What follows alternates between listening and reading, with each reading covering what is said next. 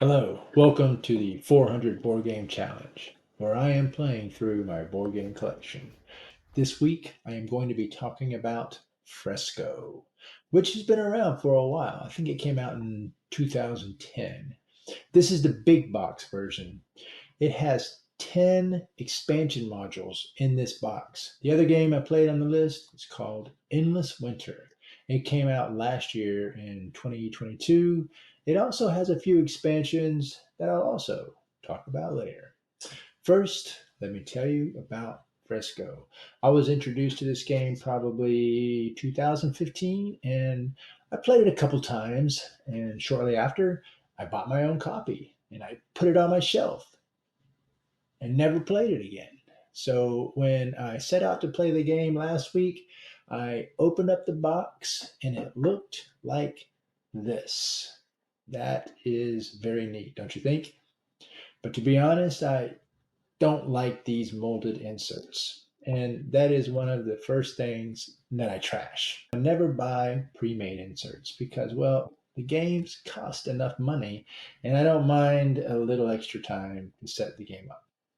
So for Fresco, I just wanted it organized so I could identify the components for each module. So there you go. There's all the modules, all very neatly organized in their separate baggies. But And that everybody has their own way to organize things. And hey, this is my brain. This might be your brain, or this might be your brain. And it's okay. At the beginning of each round, you will set the turn order. The player who is currently last on the scoring track will go first, and they will decide how early they want to go in the next round.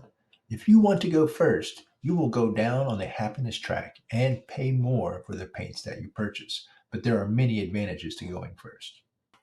You will get first choice of the paints that are available to buy, and you will also choose first on the fresco tiles, turning in the colors you use to claim the points on that tile. This reveals the fresco underneath.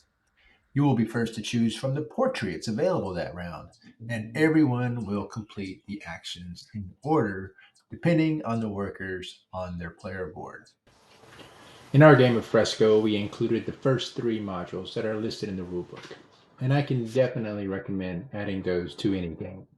It doesn't have a high ceiling of complexity, so maybe the other modules will provide more depth and strategic planning. Endless Winter was pretty much the same kind of learning game. I had played it once before about 9 months ago, and then I got the game.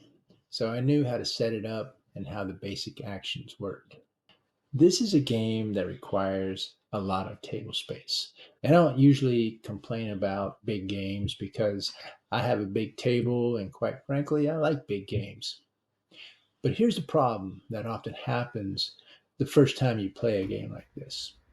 You look at all the different boards where actions take place, and these are tracks to move up and cards to choose from. You tend to focus on the actions that are closest to you. The animal board was close to Ryan, so he played a game that focused on animals.